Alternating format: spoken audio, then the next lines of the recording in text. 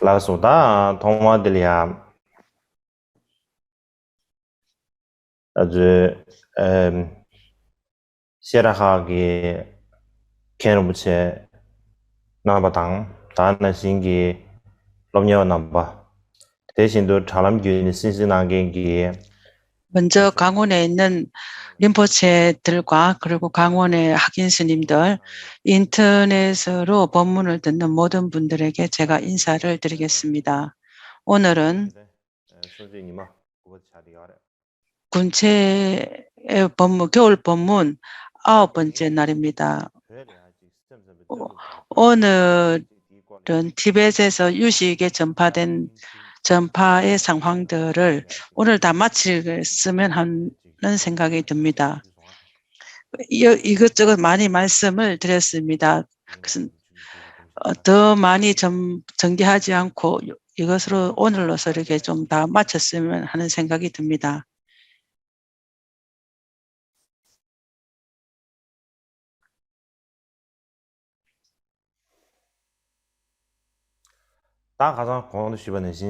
어제 말씀드린 것처럼 티벳에는 유식이 독자적으로 유식이 발전되지는 않았습니다. 그 전파되지 않은 것뿐만 아니라 후에 티벳에서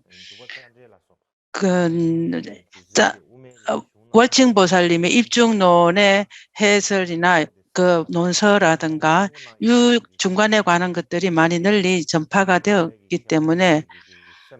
되었습니다. 그래서 티벳에서 많은 학자들이 유식을 아주 낮은 견해로 보고 그것들을 많은 논박들을 하게 되었습니다. 그 논박을 할 뿐만 아니라 그 위에 셴똥의 견해가 확산이 되었습니다. 그 확산이 됨으로 인하여 유식의 논서 모든 논서들을 전부 다 셴똥의 논서라고 하고 유식의 견해가 아니라고 이렇게 얘기를 했습니다. 그러면서 유식의 그 논서들을 셴똥이 전부 다 차용해서 강제로 가져다 썼습니다. 그러면서 유식의 그러한 그 논서들이 유식의 견해가 아닌 셴똥의 논서라고 이렇게 말하게 되는 그러한 상황이 되었습니다. 그러므로 인해서 티벳에서는 유식의 견해라든가 유식이 굉장히 위치가 낮아졌습니다. 유식의 경과 논서들 모두가 유식의 견해가 아니라고 말했기 때문에 티벳에서 위치는 정말 어려웠고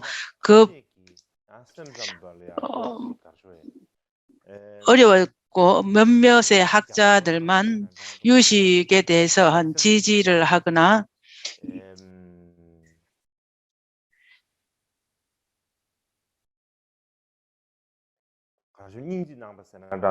유식에 관심을 둔 사람들이 있었습니다.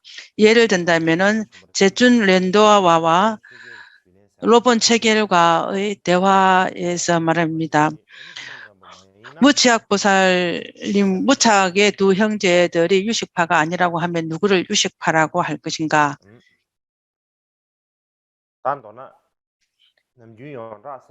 일반적으로 유식파라고 이렇게 말하는 사람들이 유식파가 아니라고 한다면은 그렇다면은 누구를 유식이라고 말할 것인가? 일반적으로 유식이라고 말하는 것 정도만 가지고는 유식파라고 한 정도로 나쁜 것은 아니다. 만약에 그처럼 당신이 유식의 견해를 알고 그 유식의 견해를 인정하는가라고 묻는다면 렌다와께서 그 생각에는 요즘 티벳에서 유식을 제대로 아는 사람이 없다라고 말씀을 하셨습니다. 그처럼 딱창 로자와께서 또 따탕 로자와의 둡탁군시에서 이런 말이 있습니다. 티벳에서는 한 몇 명의 학자들이 유식의 주장을 월칭 논사가 입중론에서 아주 크게 논박을 합니다. 논박을 하는 뿐만 아니라 유식의 견해들을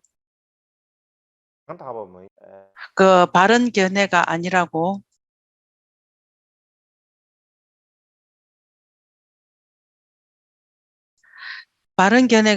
이렇게 말을 합니다.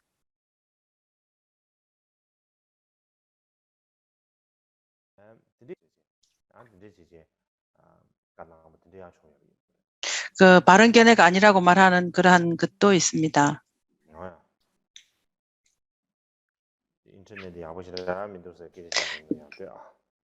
그 인터넷이 썩 좋지 않은 것 같습니다.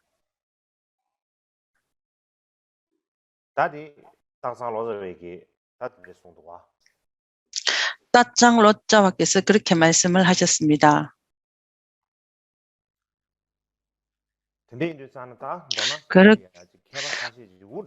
티벳에서 몇몇의 학자들은 유식의 그러한 견해들이 알았지만은 모두 다 그 널리 관심을 가지지 않았습니다. 한 몇 명 정도만 유식의 견해에 관심을 가지고 유식의 견해를 지지하는 사람들이 있었습니다. 그렇지만 다른 한편으로 말씀을 드린다면은 그 상황들이 그러한 그 유식의 견해들이 아주 좋지 않은 상황이었습니다. 다른 한편으로 말씀을 드린다면 그 벤첸 샤갸촉이 지은 그 우마 말씀에 보면은 중관도 유식과 가까운 견해를 가지고 있다라고 말씀을 하셨습니다. 그뿐만 아니라 미디파는 그 마하무드라의 전성을 가진 사람이고 아담 미디파는 신디파의 제자이라고 말을 합니다. 신디파는 유식의 견해를 가진 사람입니다. 그렇기 때문에 미디파도 유식의 견해라고 얘기를 한 사람들도 있습니다. 뿐만 아니라 까교파에 네 가지 수행에 대해서 얘기를 합니다. 네 가지 요가 수행을 얘기를 합니다. 네 가지 요가 수행을 말하는 이것들이 신디파는 그 까규파는 유식에 연관되어 있는 네 가지 수행을 얘기를 한다. 그 이유로 인해서 유식의 견해를 안다라고 얘기를 합니다. 그리고 그 외경들을 전부 다 유식이라고 이렇게 얘기를 주장을 하기 때문에 샤캬파와 겔룩파는 까규가 유식파라고 이렇게 말을 하기도 했습니다. 까규파의 학자들은 그 외경들이 전부 다 유식, 마음에 있다라고 말한 것들 했는데 그것을 오늘은 자세히 설명하지는 않겠습니다. 현현하는 외경이 모두가 식이라고 말하는 것은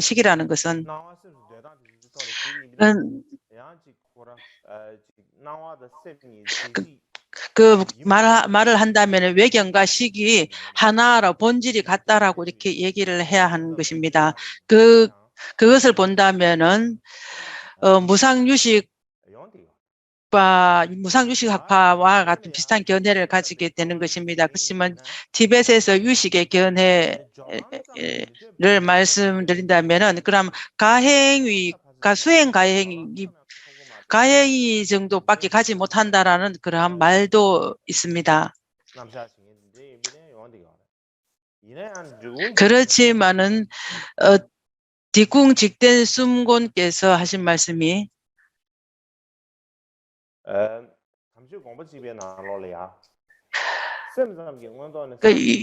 유식의 수행의 길은 칠지에 오르더라도 존재한다라고 이렇게 얘기를 합니다. 거기에서 사람들이 설명하는 다른 방법이 있습니다.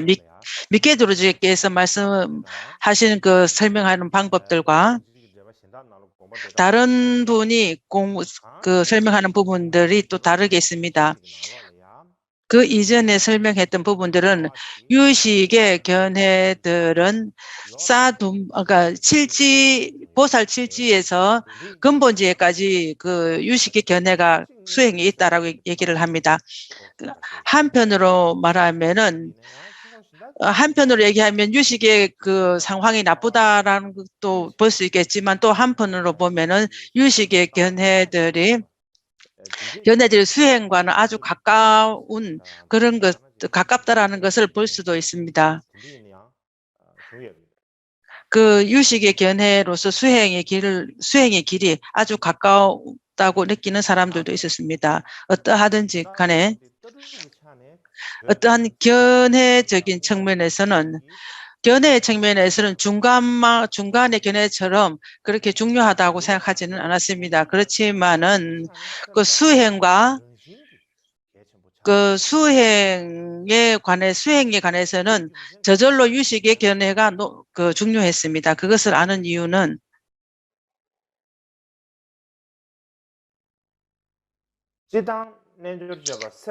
일반적으로는 요가행 유식학판의 견해가 처음 시작할 때부터 시작하는 것 기본 중점이 수행 중심주의였습니다.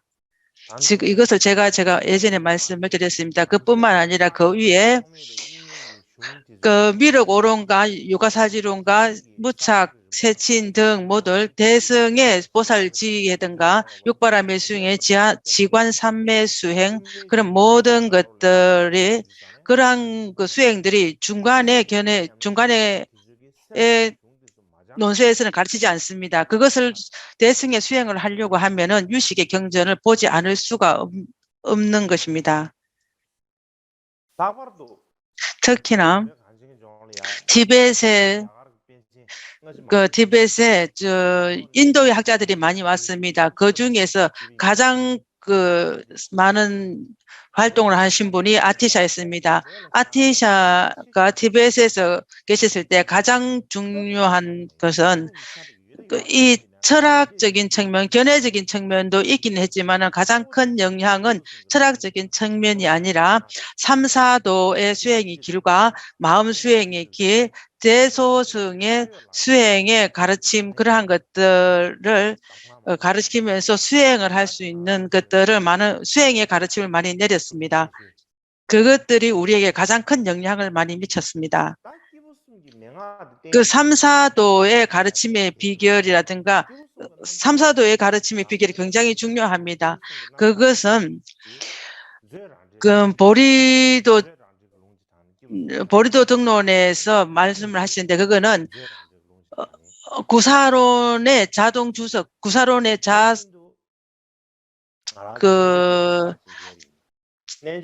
주석을 근거로 해서 말씀하셨습니다. 유가사지론에도 삼사도의 수행들이 자주 언급이 됩니다. 그 삼사도의 그와 같이 귤라 통대 보성론 주석에서도 삼사도의 수행에 관한 이야기들이 말씀이 있습니다. 보리도 등론에서 말하는 그 삼사도의 수행들도 있습니다. 그 반야 대열반경에도 있습니다. 유식의 경과 논서들 거기에서도 삼사도와 연관이 되어 있는 수행에 대해서 많이 말씀이 많습니다. 삼사도에 관한 그 수행들은 유식이나 그 인도 논사들의 수행의 그 기본일 거라는 생각이 듭니다. 뿐만 아니라 그 마음 수행의 비결들은 거의 대부분은 마음 수행의 가르치면 거의 셀링바에 의해서 많이 전승이 되었습니다.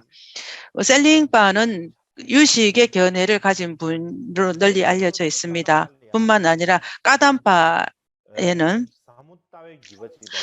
그 깊은 견해의 전통과 광대한 행위의 전통, 가피 수행의 전통, 이 세 가지 전통이 있습니다. 그 안에 그것들은 무착과 세친의 근거를 합니다. 그 깊은 견해의 전통과 광대한 수행의 전통은 무착과 세치에 근거를 합니다. 이전에 유식의 이제 처음에는 유식의 견해를 가지고 후에는 중간의 견해를 가지고 있다라고 이렇게 얘기를 하면서 유식의 보리심과 중간의 보리심이 있다는 얘기도 하기도 합니다. 어떤 사람들은 유식과 중간을 이렇게 나누면 안 된다라고 이렇게 말하는 사람들도 있습니다. 그렇지만은 그 수행의 측면에서는 유식과 중간을 이렇게 나누는 것 같습니다.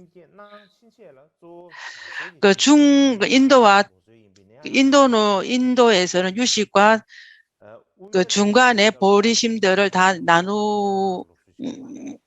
나눈 것이 있고, 보살 서원에 있어서는 그 입보리 행동과 같은 기본으로 하는 것이 있습니다. 사캬 판디타는 유식과 중간에 관해서 하신 말씀이 있습니다. 유식은 그 견해가 낮고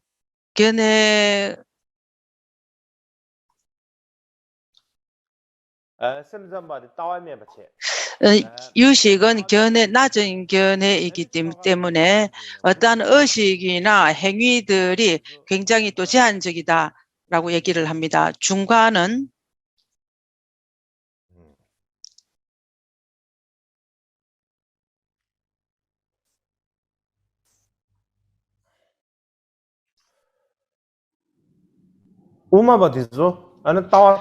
중간은 높은 견해이기 때문에 의식과 어떤 수행의 측면이 굉장히 넓다라고 얘기를 합니다. 그래서 보리심을 발심을 할 때는 중간의 전통이 훨씬 낫다라고 이렇게 얘기를 합니다. 그 캐둡제의 세 가지 유리와 그 빠오줄락 대화의 입보리 행론의 주석에서도 그러한 논박을 하는 게 있습니다. 이 티벳에서는 그 깊은 견해의 전통과 광대한 행위의 전통에 의해서 수행을 하는 것이 그 서원을 가지는 전통을 가지고 있습니다. 그것으로 인하여 유식의 견해들이 티벳에서 전파되어지는 못했지만은 그 수행과 가르침은 전파가 되었다고 말할 수 있을 것 같습니다. 그 많은 역사에 중에 보면 까담파의 큰 세 명의 제자 중에 큰 세 명의 주제 중에 뽀또화가 있습니다. 뽀또화께서는 장엄경론 등에 대해서 까담파를 세우고 그 까담파라는 그 전통을 세우고 그것을 많은 제자들도 있었습니다. 그것으로 인하여 까담파라는 이름은 뽀또화의 불사업에 의해서 그 이름을 갖게 되었습니다.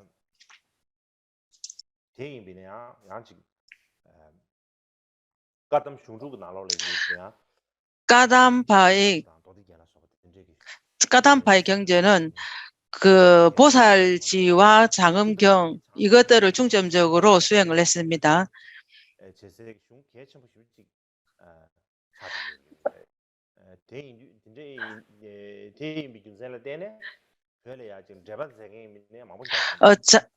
그러니까 보리 수행의 길에 대한 그러한 그들을 중요하게 여겼습니다. 그 쫑카파께서 지으신 보리도 등론에서도 성문의 지위를 많이 인용을 했습니다. 그 안에 보면은 마음의 9가지 선정심과 그리고 지혜들의 많은 것들을 유식의 경전들에서 유식에서 명료한 것들이 있기 때문에 그것들을 근거를 해서 많은 그것을 가지고 그 삼매에 관한 것들을 많이 지어졌습니다. 위에서 말씀드리는 그러한 그 보살지의 그것은 유식의 경전입니다. 그렇지만은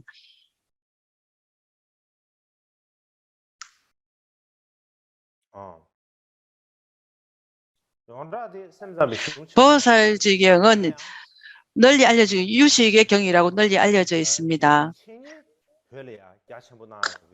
그것을 그 공부를 하는 티벳에서는 널리 공부를 했습니다. 그것들을 전부 다 견해로 철학으로서 공부를 한 것이 아니라 수행의 측면에서 이 경전들을 공부를 하고 널리 전파가 되었습니다.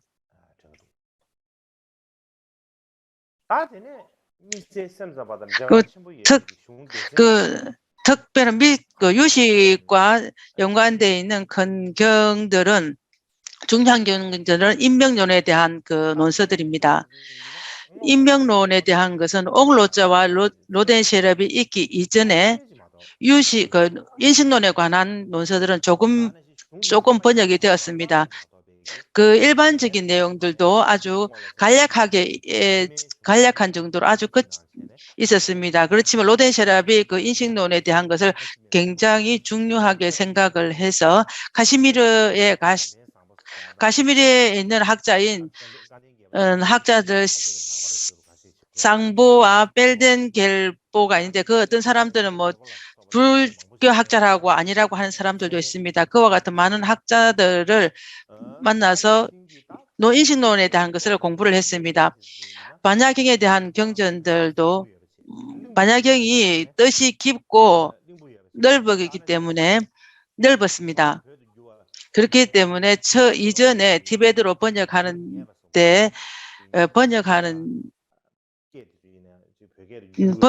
데서 그 티베트와 그 산스크리트가 같이 번역하기가 어려웠습니다.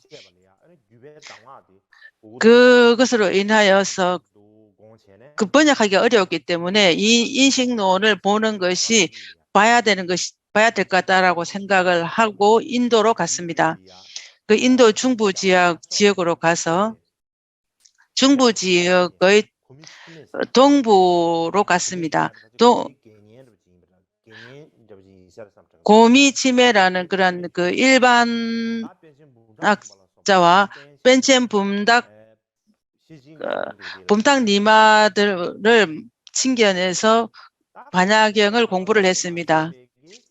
그 공부를 했을 뿐만 아니라 그 티베트, 인도 산스크리트에서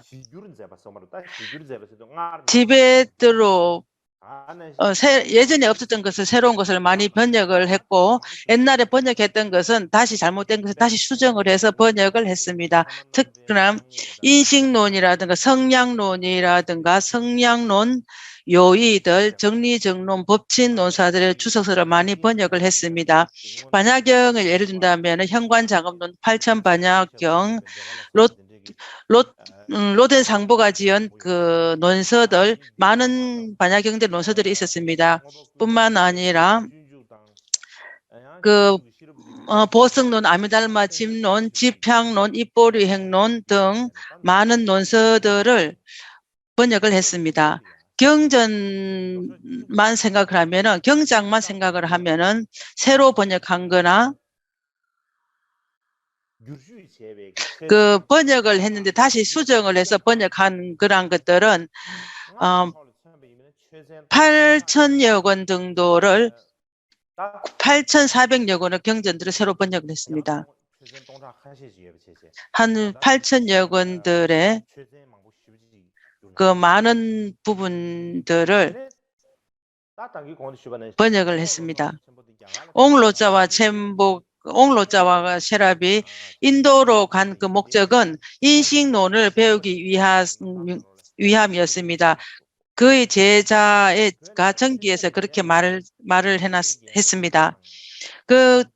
와서 장엄론과 변중변론, 변법성론 그런 그 중간에 관한 것들을 공부를 했습니다. 다시 티베트로 돌아와서 중간들을 가르쳤습니다. 그 티벳에서는 중간에 관한 것들을 공부하는 것에 관습이 있었습니다. 그 중도에 관한 그 중간을 배우는 그 관습은 옹로자와 셰랍에서 새로 시작을 한 것 같습니다. 그 이전에 그 가르치지 않았던 것을 새로 가르친 것은 우마겐, 그러니까 중간의 진리, 중간의 빛, 중간 장엄 이것들을 중점적으로 가르쳤습니다. 그 인식론에서는 사kia 벤첸 온 이후에 성량론이 널리 알려졌지만은 그 이전에는 성량론 요의를 공부를 했습니다. 성량론 요의를 공부를 한 그 중점적으로 하는 것은 성량론 요의에는 그 안에 본 뜻이 다 있습니다. 있을 뿐만 아니라 그러한 그 글들도 명료하게 설명이 되어 있습니다. 그 설명이 잘 되어 있기 때문에 머리로 이해하기도 쉬웠습니다. 그 성량론은 거의 개성으로 되어 있는데 성량론 요의는 전부 산문으로 기록이 되어 있습니다. 그렇기 때문에 그들은 성량론보다 성량론 요의가 더 이해하기가 쉬웠습니다. 쉬웠기 때문에 그랬던 것 같습니다. 옹로자와 첸보께서 그 공부할 때는 그분의 주석에서는 성량론 요의를 중점적으로 했습니다. 그 성량론 요의의 논서도 그렇게 지으셨습니다. 그 인식론의 논서 제일 처음으로 지은 사람이 옹로자와 첸보가 주석을 한 것으로 주석을 했습니다. 옹로자와 첸보 때는 4명의 제자가 있었습니다.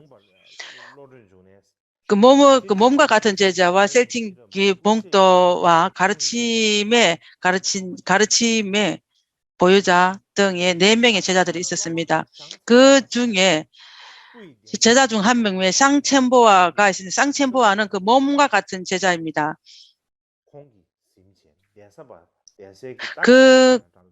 그는 쌍포아저를 챙근했고 쌍포아에서 거기서 널리 가르침을 폈습니다.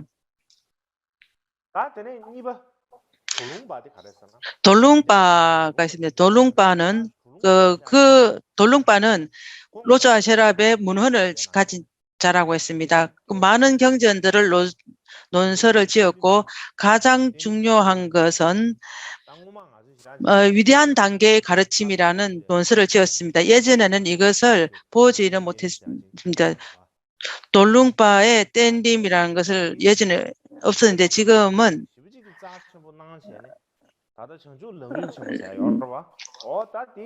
이것이 이 위대한 단계의 가르침을 쫑카파 대사는 굉장히 중요하게 여긴 논서 중에 하나였습니다. 날림 첸모의 가르침의 기초라고 합니다. 옹로자와 첸보께서는 반야경의 전통도 그 옹로자와 전통에 의해서 내려옵니다. 티벳에서의 그 전통은 대다 알을 전통이라고 이렇게 얘기를 합니다. 대라는 것은 우리가 신과 귀신할 때 그 귀신이 아닙니다. 대와 알을 전통이라고 얘기를 합니다. 처음에 그 반야경을 볼 때 대의 전통이라고 말을 했습니다. 그렇지만 대가 전통이 뭔가 굉장히 생각을 많이 하게 됐습니다. 제가 대는 그 예전에 제가 공부할 때 그 대가 무슨 뜻인가라는 생각을 하게 되었습니다. 그것은 대라는 것은 어떠한 전통을 가진 이름이었습니다. 대와 알의 반야경의 전통은 캄 지역에서 내려오는 전통입니다. 그 티벳에서 세준이라는 큰 학자가 있었습니다. 그 학자는 돔댐바의 스승이기도 합니다. 그분의 전승입니다. 그리고 돌룽바의 제자인 차바책이 생계가 있습니다. 차바책이 생계는 한 40건의 논서들을 지었습니다. 그 안에서도 그는 그 인식론에 굉장히 인식론을 잘하는 학자였습니다. 그 성량론과 성량론 요의 두 가지의 논설을 지었습니다. 그 성량론의 그런 그것으로 인해서 뒤다라는 것을 짓게 되었습니다. 우리 티벳에서 공부 할 때 처음에 뒤다라고 얘기를 합니다. 뒤다라는 것은 잘못된 그 단어라고 이렇게 학자들이 얘기를 합니다. 그 뒤다가 아니고 귀바라고 어떠한 전성을 가진 전성이라는 뜻으로 해야 된다 이렇게 얘기를 합니다. 뒤다가 아니고 뒤바라입니다. 뒤다라는 것은 어떠한 그 대론을 할 때 하는 그 대론할 때 어떠한 상황들을 얘기하는 것이 뒤다입니다. 그 뒤다가 아니라 뒤바, 모든 것을 모아놓은 것이라고 하는 것이어야 된다고 합니다. 우리가 티벳에서 대론을 할 때는 손뼉을 치고 발을 구르고 하는 이러한 것들을 전부 다 차바최기 생계가 만들었다고 얘기를 합니다. 차바최기 생계의 견해는 무엇인가? 랑규파의 견해를 자립논정파의 견해입니다.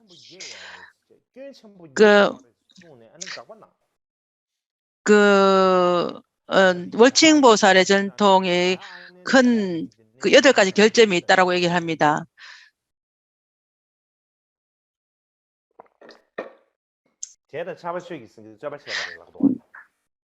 자와 아니타와 차바체기 생계가 그 논쟁을 했다고 합니다. 자야 아니타는 비류 논증파이고 차바체기 생계는 자립 논증파였습니다. 그 두 사람의 관계에서 많은 논쟁을 하고 나중에 자야 아니타가 지고 레오쨍아로 가서 문수보살을 칭견했다라고 얘기를 합니다. 문수보살을 칭견해서 내가 지금 차바체기 생계에 대해서 내가 대론을 해서 그에게 가서 그 논쟁을 해야겠다고 했는데 나중에 갔는데 차바체기 생계는 입적을 했다고 얘기합니다. 그분의 그 차바체기 생교가 중간학파와 그 논쟁을 했던 얘기를 제가 많이 들었습니다. 거기서 논박을 했을 때 아주 굉장한 그 지혜가 있었다라고 합니다. 그의 제자들 릭베 생계계가 있습니다. 차바파, 쨍아파들 그 8명의 주요한 제자들이 있다라고 이렇게 얘기를 합니다. 그 디순켐바와 캄바의 3명의 사람들, 이 사람들도 그의 제자들입니다. 차바체기 생계의 제자들입니다. 그 부분에 대해서 우리가 일반적으로 알지는 못할 것입니다.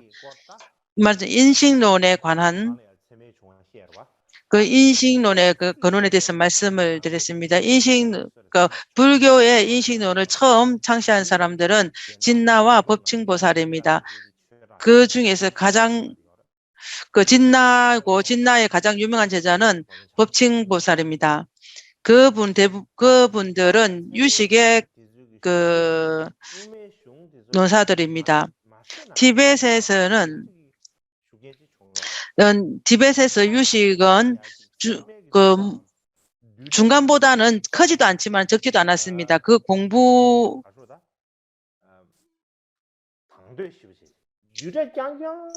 그것을 인식론을 인식론에 대해서 아주 아주 기본서만 오랜 동안 공부를 하고 다른 수도원들로 그 대론 아주 유명한 그 강원들을 다니면서 다녔습니다. 그 다른 강원에 가서 또 대론을 하고 다음 날도 다른 강원에 가서 대론을 하면서 그러한 그 대론 여행을 하게 되었습니다. 예전에는 그래서 뒤다를 가지고 아주 뒤다는 아주 적은 경전들입니다. 이 경전 하나를 가지고 다른 사람들의 오랜 시간 그것을 배우고 그리고 다른 강원에 다니면서 그러한 이 강원 저 강원을 다니면서 대론을 하고 담자를 했습니다. 까마참의 그러니까 그 윗장에 그 강원에 있었는데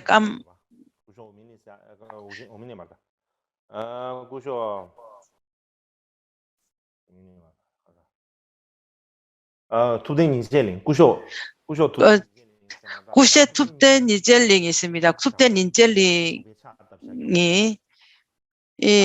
그 강원에 있었습니다. 툭된 니젤링이 그 당시에는 그 뒤다를 열심히 봤습니다. 그 창메리 뭐 제가 그렇게 말했습니다. 그 뒤다를 오랜 시간 보고 봤습니다. 그 이후에는 그 보고 다루는 선생님들인데 다 의미가 없다라고 그 까규와 갤룩처럼 한 1년 정도 본다면은 보는 건 의미가 없다. 까규는 그렇게 뒤다만 3, 4년 보는데 아무 의미가 없다라고 그 다른 어떤 스승님이 그렇게 까마차메에게 말했다라는 그 역사가 있습니다. 그것들로 본다면은 그 티벳에는 뒤다를 논박하는 사람들이 많이 있습니다. 올록자와 로덴셰랍의 제자 중에 한 명이 그 세 명의 중에서 데첸보 셰랍이 있습니다. 데첸보 셰랍은 아르장추비셰라고 얘기를 합니다. 아르장추비셰는 광중약의 반야경들을 논설을 지었고 그 8천 반야성도 논설을 지었습니다.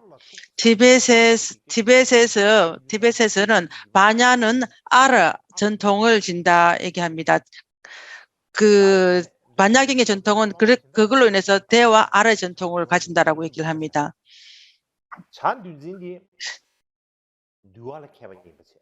자뒤지는 그 계율의 유명한 사람입니다. 계율은 자에게 내려온다라고 이렇게 얘기를 합니다.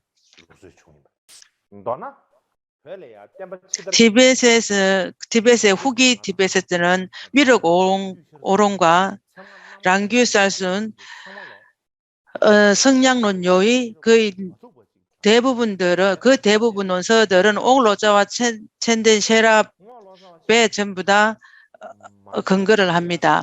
옹로자와 셰랍이 오기 이전에는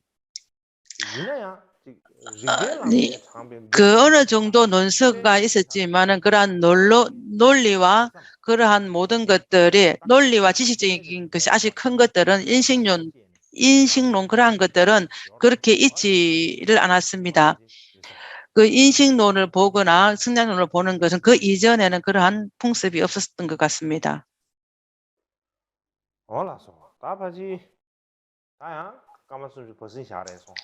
30분 정도 쉬는 시간을 갖겠습니다.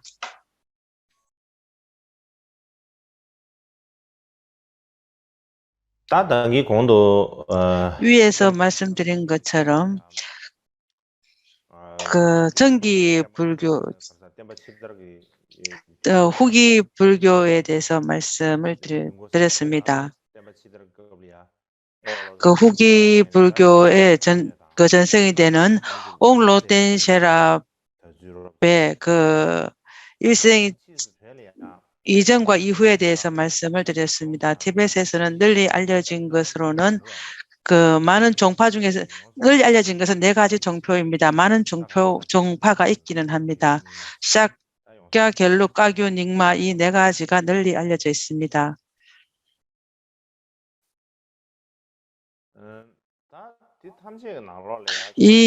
그 중에서 미륵 오론이 널리 알았습니다.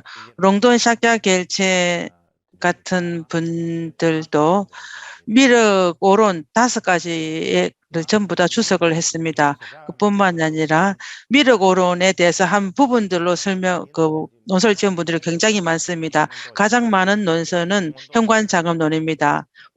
현관자금론은 가장 많은 논설을 가지고 지었습니다. 그리고 보성론입니다. 그리고 장음경론입니다.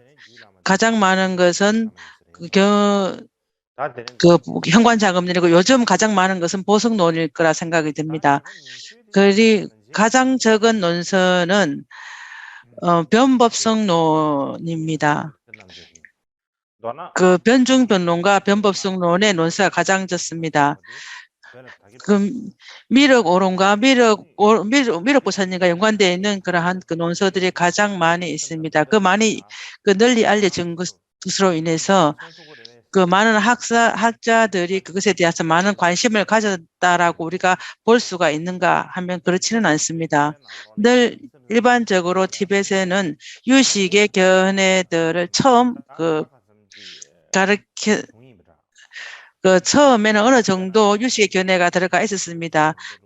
샤꺄에서도 유식의 견해들도 있었습니다. 그렇지만 거기서 우리가 설명을 하는 부분에 있어서 어느 약간의 다릅니다.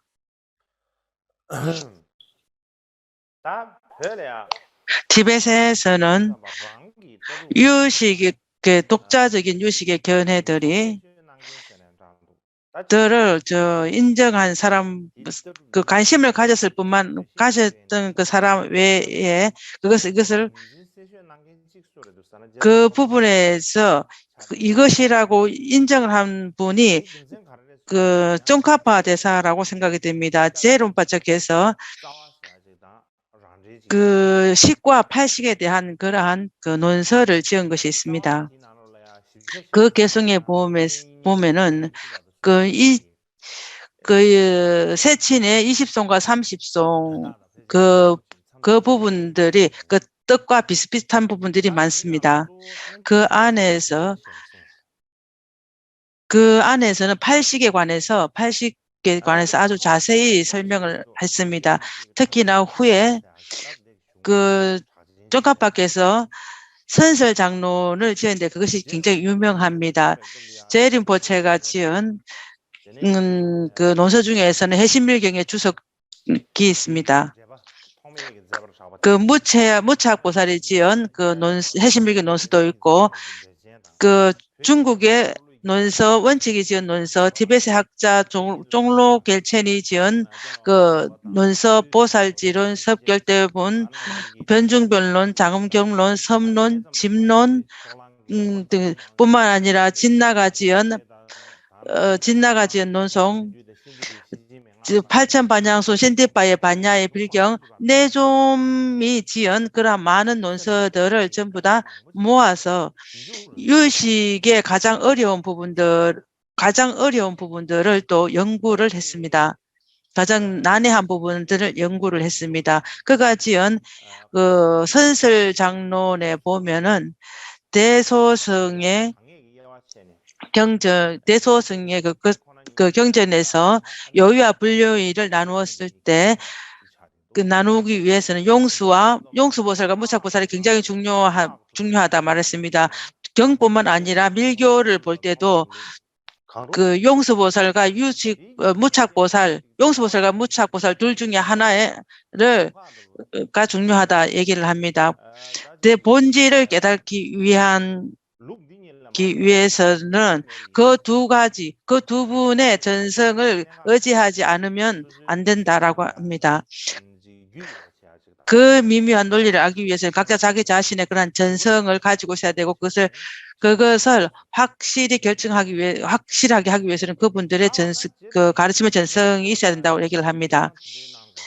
그 쫑카파 지사께서 유식의 견해에 대해서 그렇게 관심을 가졌고 유식에 대해서 다른 사람과 달리 그 그러한 연구를 했습니다. 그 이유가 무엇일까 생각을 해보면은 그 첫 번째 그 이유 하나는 그 이유 하나를 말씀을 드린다면 그는 어떠한 큰 경전을 공부할 때 그의 가르친 스승님이 렌다와 션누입니다. 그렇기 때문에 렌다와 션누로 때가 쫑카파께서 유식의 견해를 가장 관심을 가진 이유는 그의 스승인 렌다와 션누로 때입니다. 그 당시 대부분 티베트는 중도의 견해를 가졌습니다. 그 귀륜원중파의 견해가 있기는 했지만은 그렇게 널리 전파되지는 않았습니다. 렌다와가 계셨을 때는 렌다와가 있었을 때 그 귀륜원정파의 전파를 하기 위해서 그러한 방법으로 그 당시에 그 방편에 의해서 예전과 달리 새로운 그 귀륜원정파가 전파가 되기 시작을 했습니다. 까마 꼰쇼의 말에 의하면 요즘 티베트에서는 현자든지 미련한 자인지 모두 다 중도를 얘기를 한다라고 합니다. 모든 사람들이 다 중간이라고 이렇게 얘기를 합니다. 이것은 렌다와의 은혜이다라고 얘기를 합니다. 그 이전에는 탕삭이라는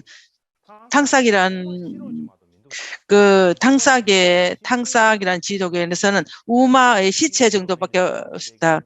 중간에 그 시체 정도, 중간에 죽을 듯 할 만큼의 그 상황이었다라고 합니다. 요즘에 렌다와의 은혜에 의해서 티벳에서 모든 사람들이 학자든지 미련한 자든지 모두 다 중간을 얘기를 한다라고 이렇게 얘기를 합니다. 그렇기 때문에 렌다와는 그 자립논정파와 기륜논정파 두 가지를 다 널리 전파했다라고 볼 수 있겠습니다. 그 당시에 그와 함께 그 조낭파의 견해도 같이 전파가 되었습니다. 같이 조낭파는 유식의 견해를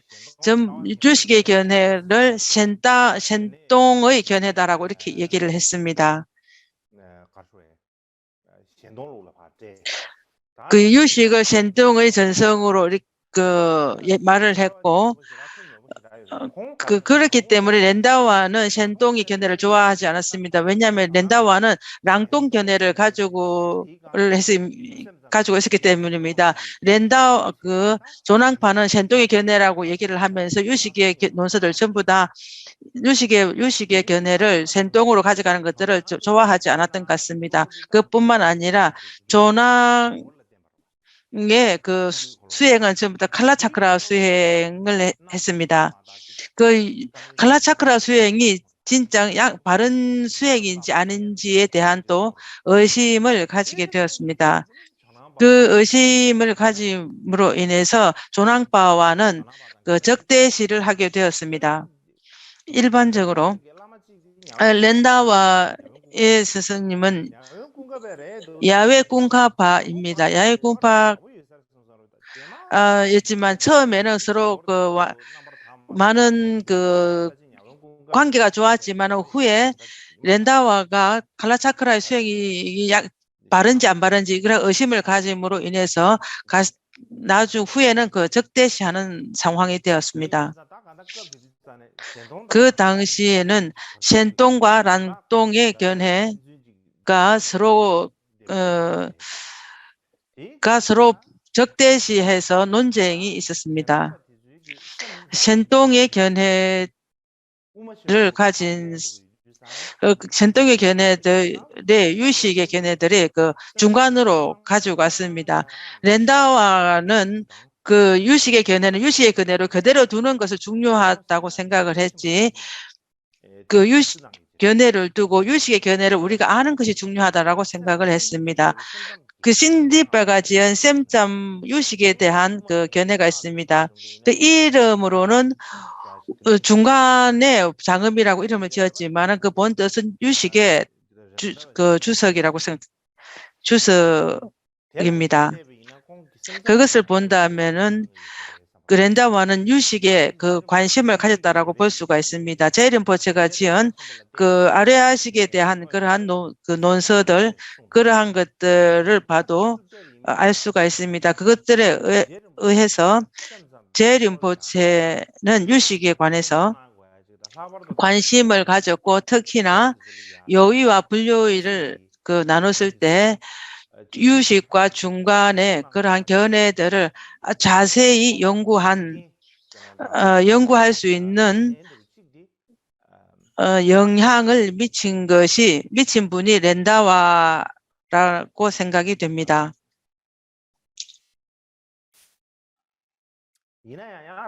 그렇지만은 렌다와는 그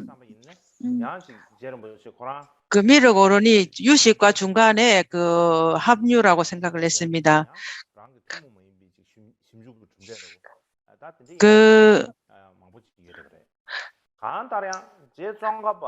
쫑카파께서 지은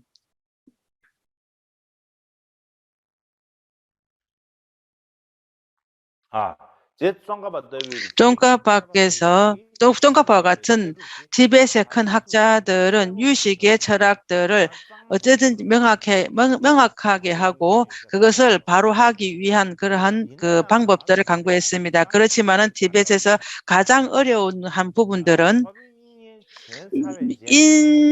세친보살이 온 이후에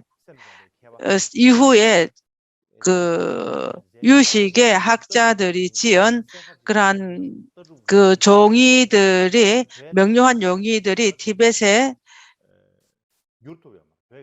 티베트로 번역되지 않았다는 점입니다. 그렇기 때문에 중국어로 되어 있는 호법이 지은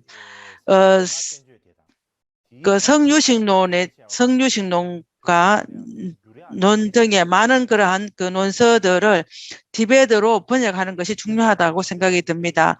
그것들을 우리가 티베트로 번역을 할 수가 있다면은 일반적으로 티베트에는 큰 다른 것과 달리 그 큰 경전들을 배울 수 있는 기회가 될 수 있고, 특히나 우리는 인식론의 큰 경전들을 많이 공부를 했기 때문에 그것들을 이론적으로 논리적으로 공부할 수 있는 그러한 부분에서도 큰 이점이 있다고 생각이 듭니다.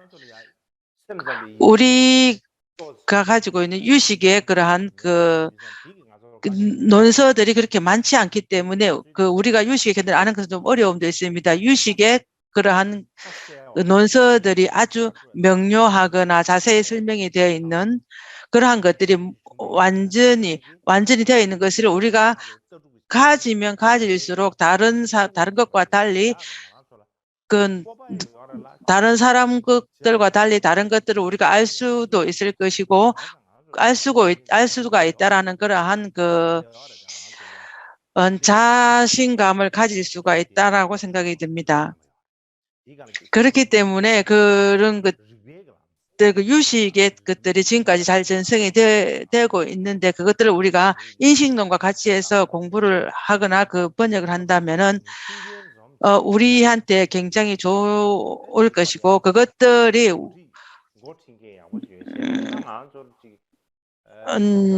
우리에게는 인식론이나 성향론에 대한 그런 것들이 기본이 있기 때문에 그것이 온다면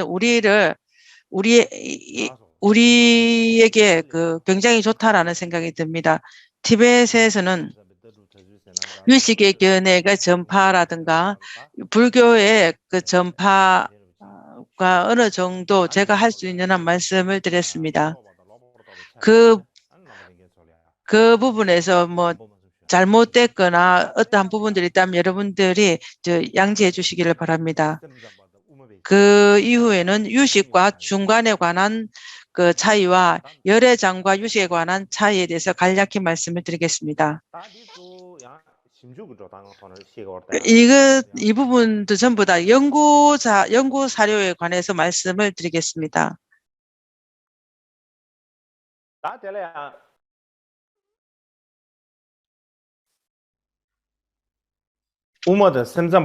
그 유식과 중간에 관한 것은 두 가지는 모든 현상은 실제 존재하지 않는다라는 것은 중간의 경이고 모든 것은 마음이 실제로 존재한다는 게 유식의 견해라고 말을 합니다. 그것들을 우리가 그 견해에서 봤을 때는 그 안의 뜻으로 보면 서로가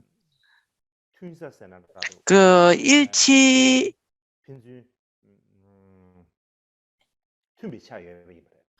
그 어느 정도 같은 일치하는 부분도 있습니다.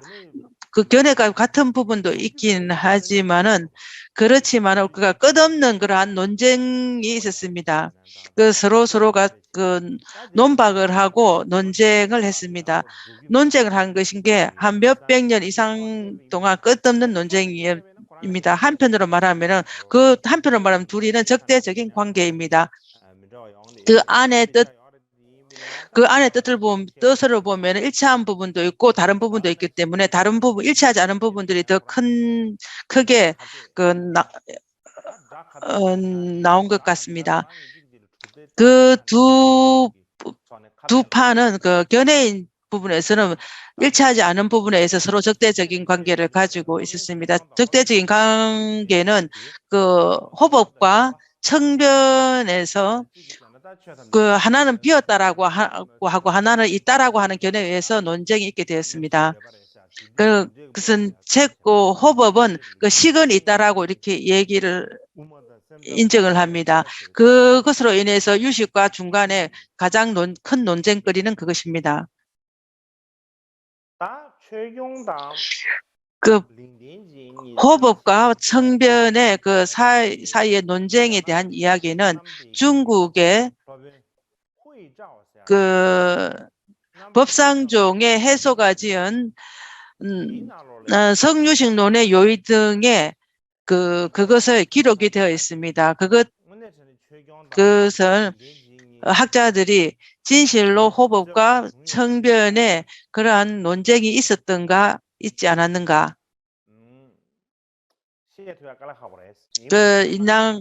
말하기는 어렵습니다. 그렇지만은 그러한 논쟁이 있었다라고 하는 것은 남발익바 성유식론의 요의 등에 그렇게 기록되어 있습니다. 왜냐하면은 그 해소의 서정님은 현장입니다. 현장이 말씀에 의해서 그렇게 기록된 것입니다.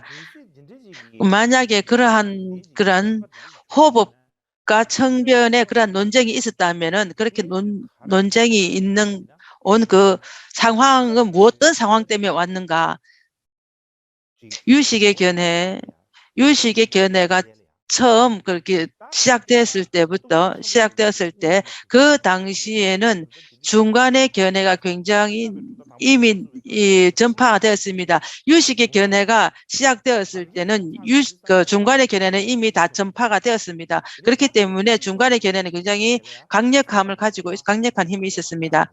그렇기 때문에 중간의 견해가 유식을 적대시하지 않을 수가 없었습니다. 그렇기 때문에 서로가 그 비교 대상이 되고 서로가 경쟁 상대가 되었습니다. 7세기 후반에 인도의 그 진제와 의정이 인도에 왔습니다. 그 당시에 인도 여행했을 때는 그 대성에는 유식과 중간에 두 가지 그 학파가 있다는 것은 널리 알려져 있습니다. 그것을 봤을 땐 처음에는 유식이 견하고 나중에는 그 중도가 있었다라고 생각을 했습니다. 처음에는 유식이 점점 커지면서 중간과 같이 나란히 되게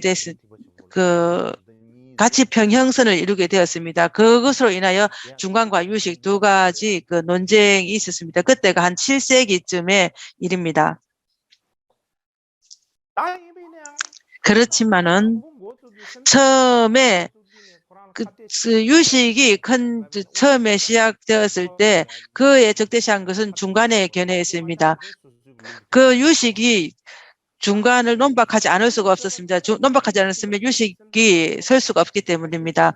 그렇기 때문에 유식이 완전히 발전되고 나서도 유식 중간과는 계속 그 대립을 하고 있었습니다. 그것을 알 수 있는 것은 그 7세기에 현장과 의징 두 분이 기록에 그 당시에 그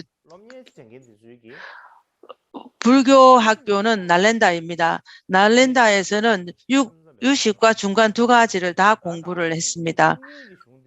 그것뿐만 아니라 소승의 그 불법도 같이 공부를 했습니다. 그래서 철학의 공부를 했을 뿐만 아니라 각자 자기 자신의 그 견해라든가 자기 자신들이 그 원하는 학파들의 그것들을 기본으로 해서 그들이 그 가설을 그 답변을 하는 그러한 그 대론을 하게 되었습니다. 예전에는 자기의 견해 하나만 중요시 여기는 그러한 그 때가 있었습니다. 그렇지만 7세기가 되어서는 그 자기 자신의 견해만 공부하는 정도만 아니라 다른 견해들을 공부하게 되었습니다. 만약에 중간을 본다면 중간의 견해만 공부하는 게 아니라 유식의 견해도 공부를 하게 됩니다. 그래서 각자 그 서로가 공부를 하고 서로를 논쟁을 하는 그러한 방법에 인해서 다른 학파의 그러한 이론들도 많이 자기의 견해로 가지고 오는 그러한 상황까지 되었습니다. 특히나 유식의 견해는 유식은 그 다른 사람의 이론들도 유식으로 많이 가지고 왔습니다. 예를 든다면은 그 경량부의 견해들도 많이 가지고 왔고 중간에 그 공승의 견해도 유식의 견해로 가지고 왔습니다. 그러면서 유식 유식의 중간의 견해를 많이 가지고 왔기 때문에 그 어느 한 부분들은 중간의 견해와 비슷비슷했습니다. 비슷했기 때문에 중간을 또 해하기도 했습니다. 중간의 견해를 또 해야 했습니다. 그러면서 그것뿐만 아니라 유식 중간에 대한 또 큰 영향을 또 끼치게 되었습니다. 그러면서 중간에서도 유식의 견해를 또 인정하는 파도 나타나게 되었습니다. 그 학파들이 유가행 중간 자립파라고 이렇게 얘기를 하게 되었습니다. 그 중간에서 유식의 견해를 좀 가지고 와서 자기의 견해로 인정을 하고 함으로 인해서 요가행 중간학파라는 그 새로운 그 중간파를 만들었습니다.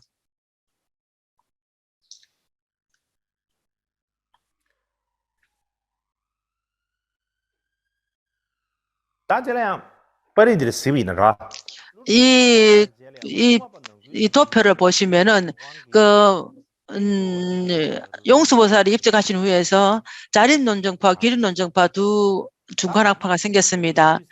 그 기륜논정파와 자립논정파는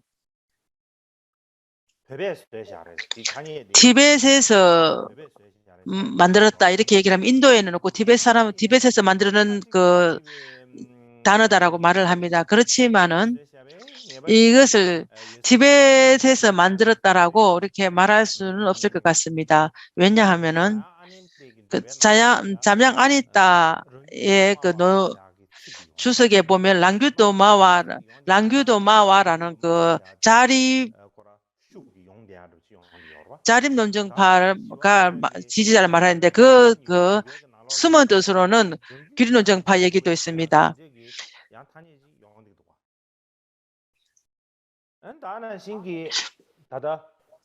지금 요즘 켐보 보디사토의 그 로키도 똑바라는 그 논세에 보면은 그 티벳에서 학자 롯데 이시에대의 그 견해의 논세에 보면은 자립논정파와 기륜논정파의 그러한 견해와 수교행 중간파와 수리행 중간학파 이런 그 단어들을 명료하게 있습니다. 그 단어들이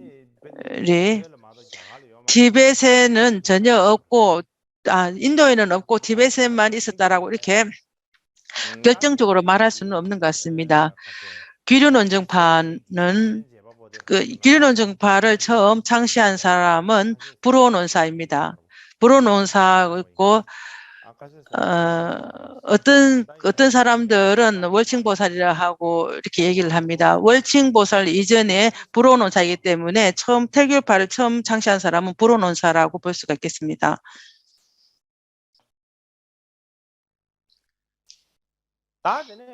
그리고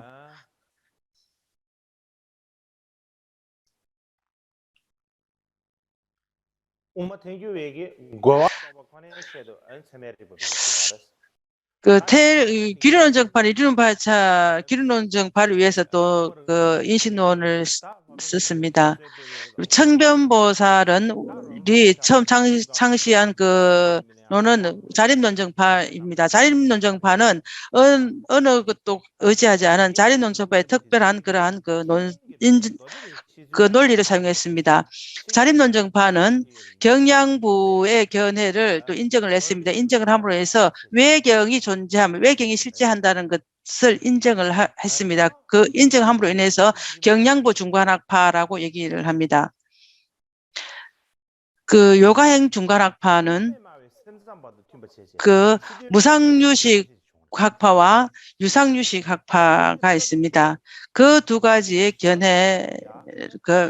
산드락시타 때 그러한 것들이 완전히 이 산트락 시대 때부터 결정이 되어서 요가행 중간학파라고 합니다.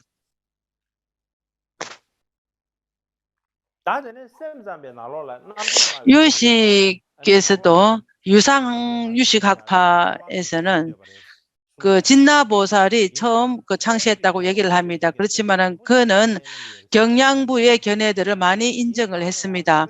인정을 했을 뿐만 아니라 그 법칭보살이 경양부의 견해를 더 많이 또 인정을 하게 되었습니다. 그것으로 인해서 후에 경양부의 육아학파라고 합니다. 수교행 경양부 육아행학파라고 얘기를 합니다. 그 경양부 육아학파를 얘기를 합니다. 처음에는 각자 자기 자신들의 그런 견해들을 가지고 있었습니다. 후로 가면서 다른 견해들을 공부를 함으로 인하여 다른 학파의 견해를 가지고 내 견해로 인정을 하기도 하면서 서로가 섞이게 되었습니다. 경양부의 견해를 많이 자기 견해로 가지고 오면서 경양부의 그 육아학파, 경양부의 중간학파라 얘기를 하겠습니다. 유식의 견해를 많이 가지고 자기 견해로 가지고 와서 그것을 가지고 옴으로 인해서 육아행의 중간학파라고 했습니다. 불교의 다른 학파, 다른 견해들을 공부를 함으로 인해서 자기들과 일치한 견해들, 자기와 관심이 있는 부분들을 가지고 와서 인정을 함으로 인해서 자기의 견해로 가져오게 되었습니다. 그것으로 인해서 유식과 중간학파의 견해를 간략히 말씀을 드렸습니다.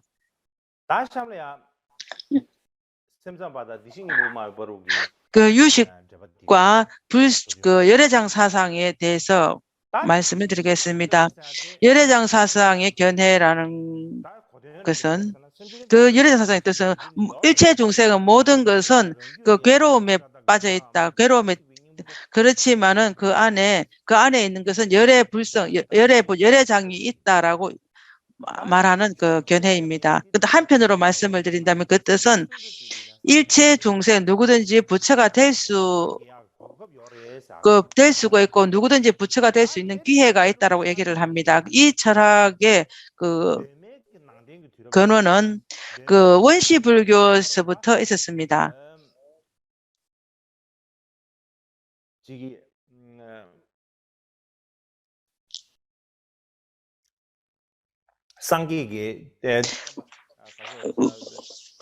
원시 불교는 그 원시 불교 시대에서도 이 열애장 사상의 그러한 그 기본은 있었다라고 합니다. 빠빠사 그때부터 티베 팔리어도 있고 티베 그 산스크리트도 있고 그 랑시 그본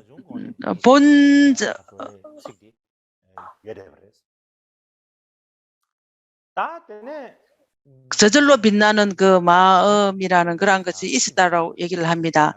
그 이후로 열애장이라는 그러한 단어가 있습니다. 열애장이라는 건 따따갔다라는 뜻이 있습니다. 이 처음으로 이 열애장을 말하는 그러한 그 처음으로 나온 경은 열애장경입니다. 요즘에 연구하는 그 학자들이 어떠한 경이 이전의 경인지 오래된 경인지 어떤 것이 후의 경인지 그것을 연구하는 방법을 보면 그 학자들은 다른 언어가 있는가, 그 다른 언어에서 그러한 그 전후가 있는가를 먼저 봅니다. 그 외에 다른 방법은 없습니다. 요즘의 학자들은 그 당시에 있지를 않았습니다. 있지 않았기 때문에 지금 이 순간에 그 중국어로 있는가, 중국어로 있는 이경이 아주 오래 이전에 오래된 불교입니다. 그렇기 때문에 이 번역한 것이 가장 오래된 번역이 무엇인가를 먼저 봅니다. 그러면서 다른 언어로 되어 있는 것이 언어가 어디서 제일 먼저 했는가를 먼저 봅니다. 그리고 그 산스크리트로 본다면 인도에 있다면 인도에서 어떤 언어로 기록이 되어 있는가 이것들을 먼저 봅니다. 그것에 의해서 그 열애장이라든가 따따가르타 가르바라는 이것이 이 열애장이라는 것은 제일 처음에 나온 것은 열애장경입니다. 그 이후로 그 사자후경들이 그 단계로 오게 되었습니다. 그 부정불감경에는 귤라통때 그 보석론의 그 근거로 사용을 하고 있습니다. 요즘 제가 그 부정불감경을 번역하려고 생각을 했습니다. 아주 경이 짧습니다. 그렇게 해서 많지 않기 때문에 제가 좀 많지 않기 때문에 내가 번역을 할까 하는 그런 용기를 냈습니다. 그리고 대열반경에 보면은 그것은 열애장경은 그것은 불성은 본질적으로 법과 동일하다 얘기를 합니다. 그 열애장과 그 공성이 본질이 같다라고 이렇게 얘기를 합니다. 열애장의 그러한 견해들을 모두 다 완전히 할 수 있는 그 경은 보성론에 완전히 그 열애장에 관한 그 본문이 있습니다.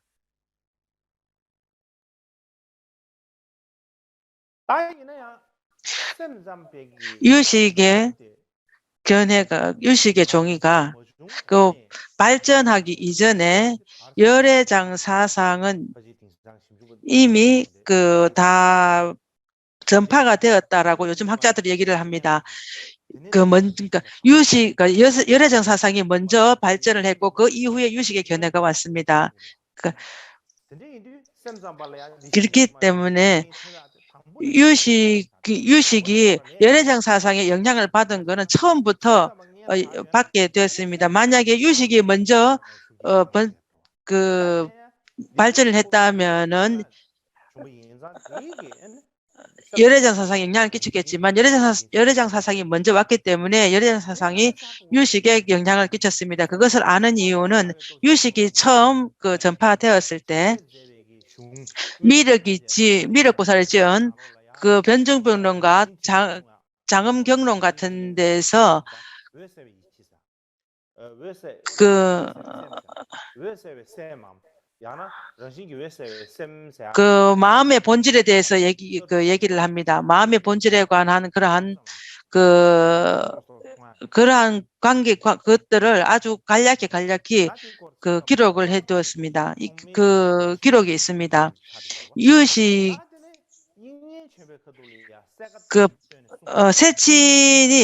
세친이 있었을 때는 그 부분들을 아주 분명하게 그 논서에 기록이 되어 있습니다. 열애장경과 그 보성론과 똑같은 그러한 그 논서가 있습니다. 그것이 불성론입니다. 이 불성론은 중국어로밖에 없습니다. 중국어로 불성론, 그러니까 중국 논장에 보면은 불성론 이거는 세친보살이 지었다라고 얘기를 합니다. 그 요즘의 학자들은 이 세친이 지었다라는 거에 대해서 약간은 의문이 간다라고 말을 합니다. 어떠하든지 간에 만약에 이것을 세친보살이 지었다라면은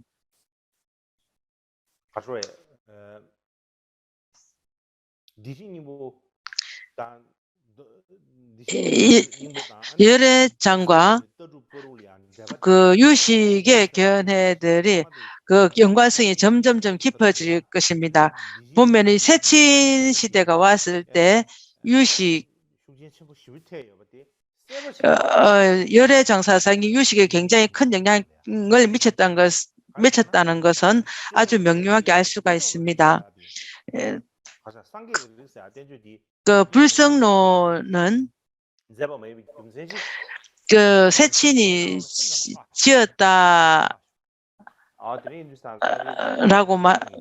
아니라고 하는 이유는 그 안에 보면은 유식을 논박을 하고 있습니다.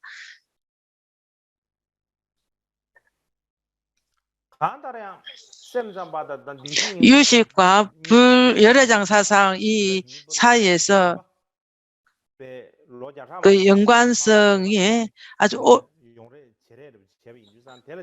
연관성을 본다면은 그 아리아식과 불성을 하나로 결합한다고 얘기합니다.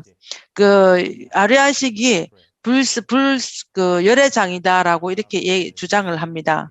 그렇게 주장하는 파가 있습니다. 그러니까 이것은 장음론과 십지경론, 그 십지론, 대승기신론에서도 우리가 볼 수가 있습니다. 그 능가경에서는 그 아리아식과 열애장은 하나다라고 이렇게 말하는 것입니다. 양닥된 지은 대승기신론에 보면은 거기에도 그 대승기신론에도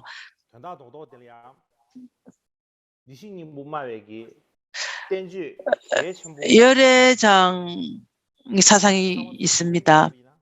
열애장 사상을 요약하면 가장 중요한 것은 있습니다. 하나는 티베트에 있고 두 개는 티베트에 없습니다. 티베트로 있는 것은 보성론입니다.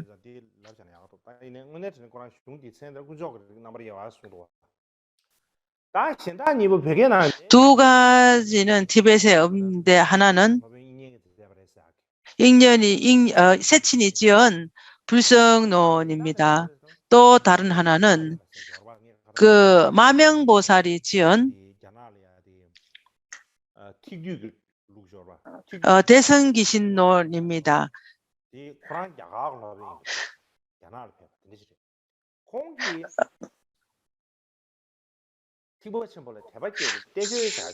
그 마명보살이 참 인도 사람입니다. 그분이 지은 그 열애장 대승기신론에 보면 열애장 사상에 관한 것을 아주 명료하게 기록되어 있습니다. 그 어떤 사람들은 그 진제가 번역한 게 아니라 진제가 지었다란 말도 하기도 합니다. 그렇지만 그 중국에서는 대승기신론을 굉장히 중요하게 생각한 논서 중에 하나입니다. 제가 어제 말씀을 드렸습니다. 요즘 많은 연구자들이 대성에서는 유식과 중간 외에 다른 하나를 두어야 된다고 얘기를 합니다. 그 다른 하나는 무엇인가? 그건 열애장이라고 합니다. 중국에서는 열애장 사상을 아주 다르게 대성의 다른 한파로 여긴 것이 예전부터 있었습니다. 그것은 예전부터 있었는데 그건 중국의 화엄종에 있습니다. 그렇지만 열애장 사상이 화엄종으로 널리 알려졌지 다른 그 안에 되어 있는 것이지 아주 다른 종파로 널리 알려지지는 않았습니다. 그것도 당나라 때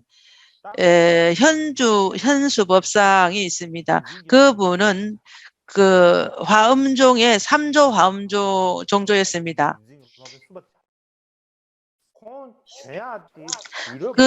그는 7세기 때 사람입니다.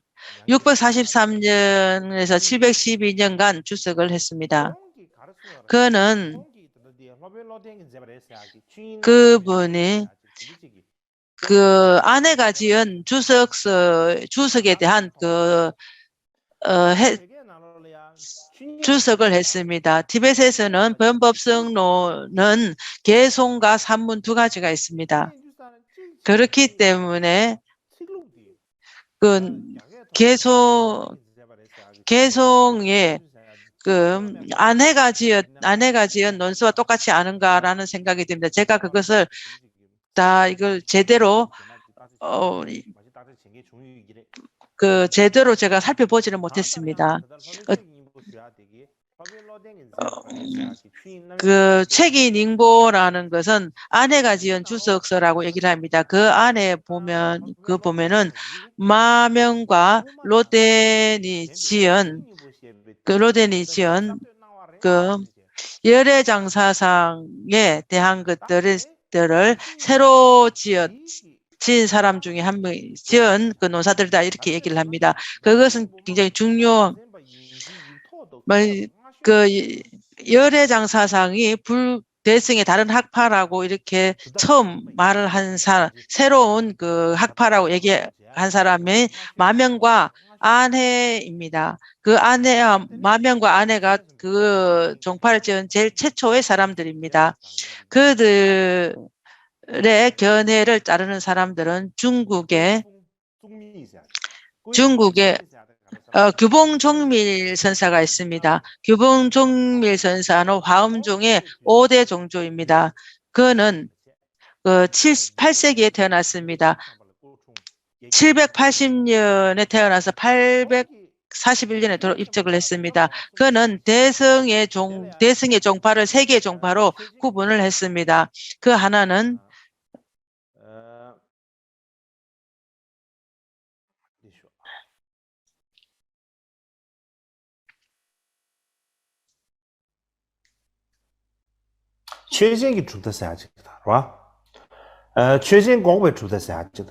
현상을 가진 현상을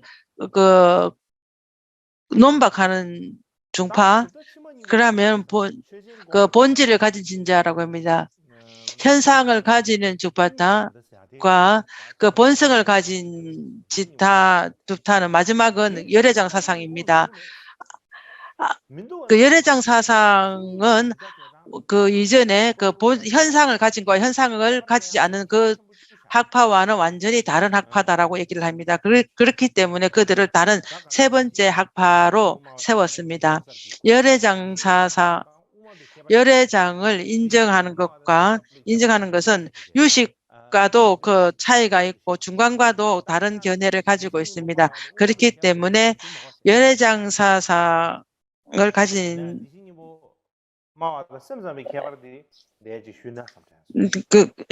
유식과의 관계, 중간과의 관계는 말하지는 않겠습니다. 그렇지만은 열애장 사상과 유식에 관해서는 제가 차이점을 말씀을 드리겠습니다. 아주 세세하게 말씀드리기는 어렵고 간략히 말씀을 드리겠습니다. 차이점은 하나는 삼성과 일성에 대한 차이점, 그 유식에는 삼성을 인정을 합니다. 열애장 사성에는 오로지 일성불사상만 그 인정을 합니다.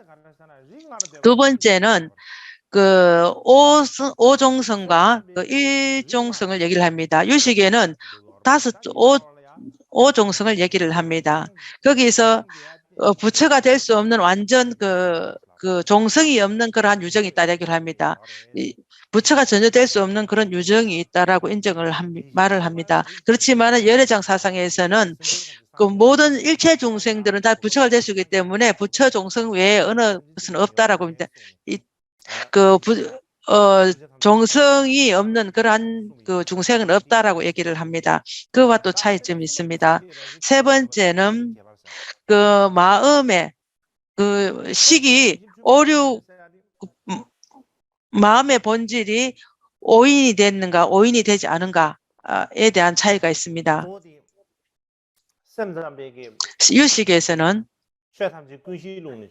모든 것은 아리아식에서 나온다 얘기를 합니다. 그 아리아식은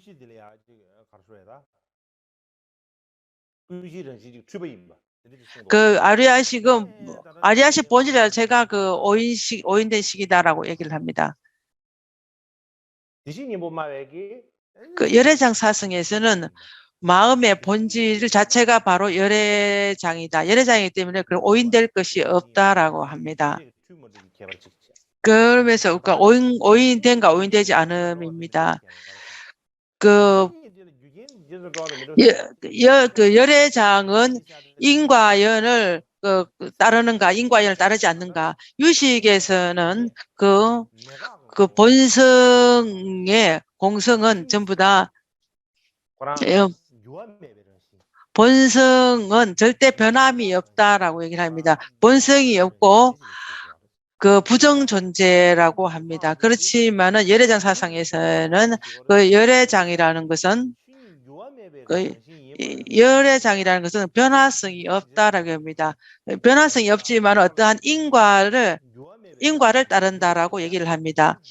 변화성이 없지만은 그 인과를 어떤 의존성이 있다라고 이해를 합니다.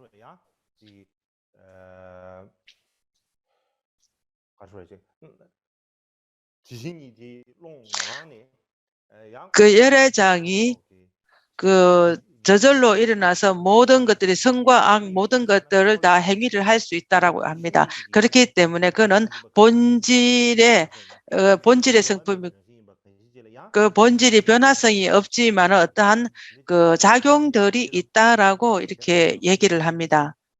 그것이 또 유식과 다른 차이점입니다. 다섯 번째는 그 삼성을 그 의타라고 상호 의존을 하는가, 의존하지 않는가의 또 다름입니다. 그 삼성에서는 의타기성은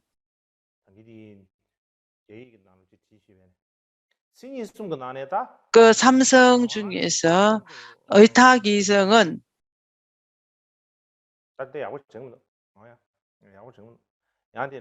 잘 기억이 나지 않습니다.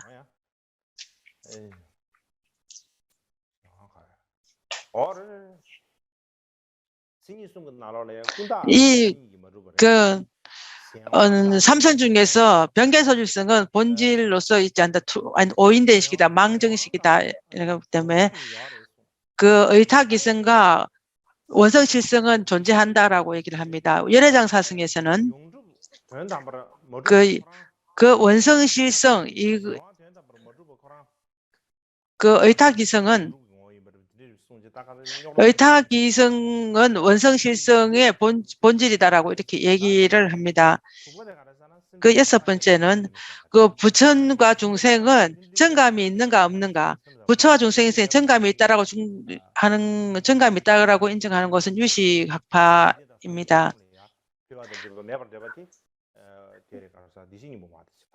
그 부처와 중생 사이에 정감이 없다라고 주장하는 것은 열애장입니다. 그리고 그 두 진리가 본질이 같은가 같지 않은가에 차이 있습니다.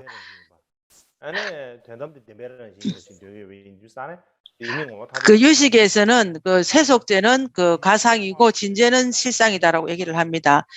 유식에서는 그 두 개가 진제와 속제가 그 본질이 똑같다라고 얘기를 하면 본질이 다르지 않고 같다라고 주장을 합니다. 여덟 번째는 그리고 성주개공이 단계로 일어나느냐 아니면 동시로 일어나느냐입니다. 그 성주개공 유식에서는 성주개공이 그 단계별로 시기를 달리해서 일어난다라고 이렇게 얘기를 합니다. 그 열애장 사상에서는 그 성주개공이 동시에 작용을 한다라고 인정을 합니다. 그리고 우리가 끊을 것과 대치에 대해서 본질적으로 분리가 되느냐 동일한 것인가 이렇게 합니다. 열애장 사상에서는 우리가 끊어야 할 것과 대치들은 끊어야 할 것은 우리가 오인된 것이고 대치는 실상이다라고 얘기를 합니다. 열애장 사상에서는 끊어야 할 오인된 것 오인된 식 자체가 바로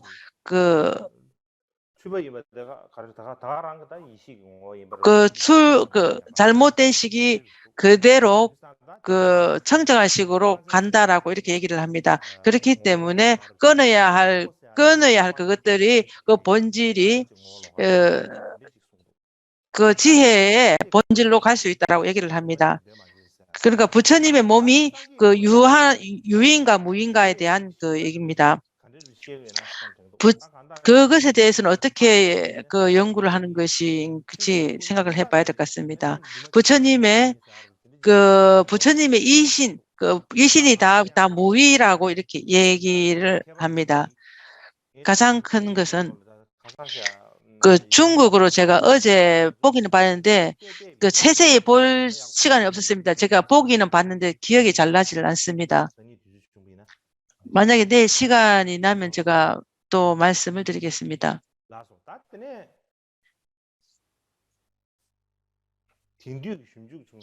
요즘에 학자들이 보는 견해에 대해서 말씀을 드리겠습니다. 제가 말씀드린 것처럼 요즘에서 열애장 사상은 다른 하나의 학파로 봐야 된다는 것은 이전에 중국에서는 그 견해가 있었습니다. 그렇지만은 거의 대부분의 일반적인 그냥 대부분은 아닙니다. 널리 중국에서는 이렇게 중요하게 생각하지는 않았습니다. 요즘에 일본 학자들이 연구하는 그러한 영향으로 인해서 중국 불교에서도 다시 이 열애장 사상에 대한 견해가 중요하게 생각이 되었습니다.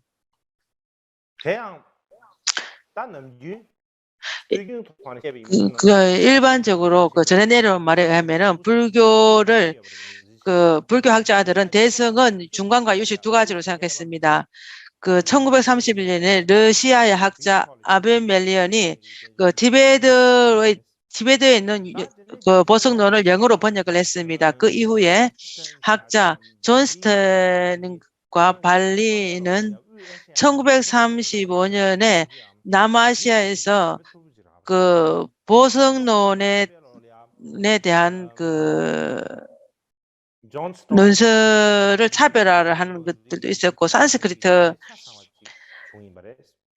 보석론에 대한 그러한 논설 모두를 다 산스크리트 본으로 얻게 되었습니다. 그것으로 인해서 중국의 열애장 사상에 대한 관심을 갖게 되었습니다.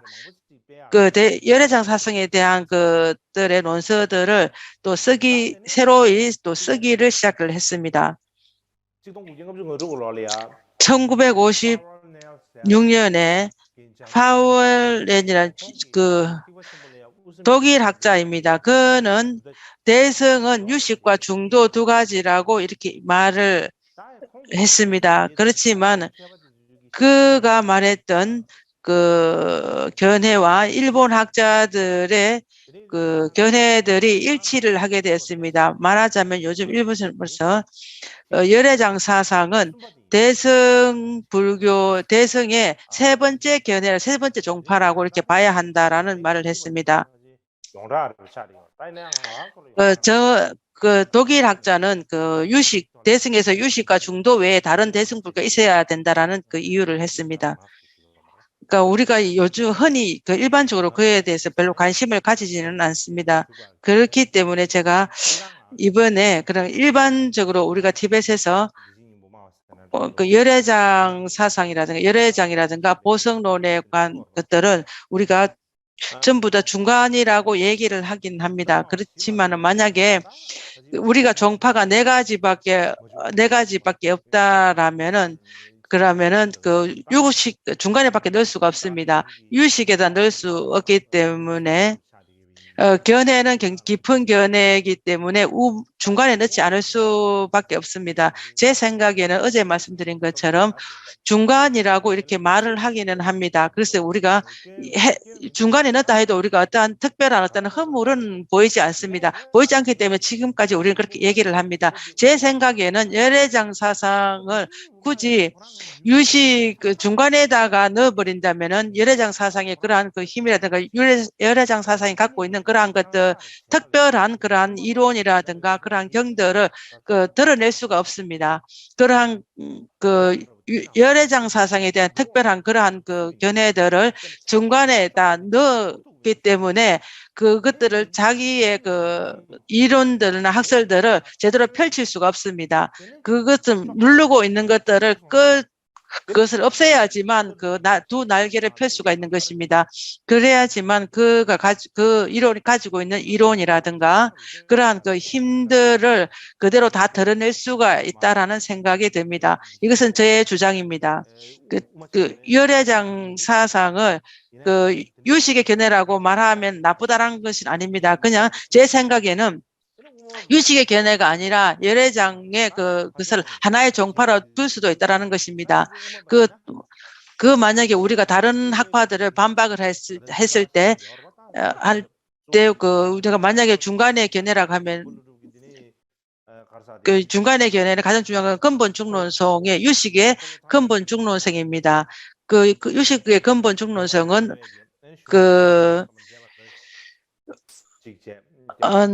삼전 법륜의 본성과 연관해서 그렇게 지었다라는 말들도 있습니다.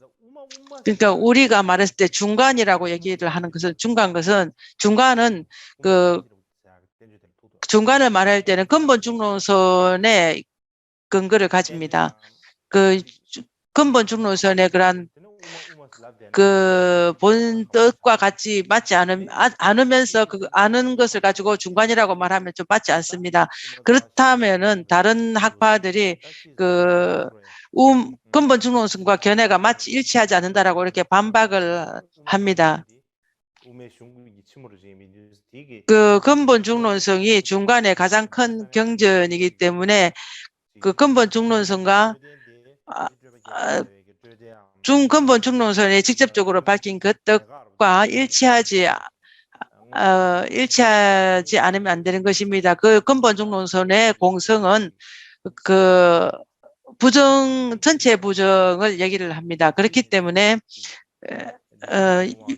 열애장 사상과 어느 정도 약간의 위배되는 면이 있습니다. 그렇기 때문에 다른 것을 가지고 와서 이거 유식이라고 이렇게 해놓으면은 다른 학파들이 그것들을 또 반박을 하고 그것을 반박을 하게 되는 것입니다. 그렇기 때문에 열애장의 한 종파를 두고 그것을 유식이 아니다라고, 중간이 아니다라고 말하는 것이 훨씬 낫지 않을까라는 생각을 했습니다. 오늘은 여기까지 하겠습니다.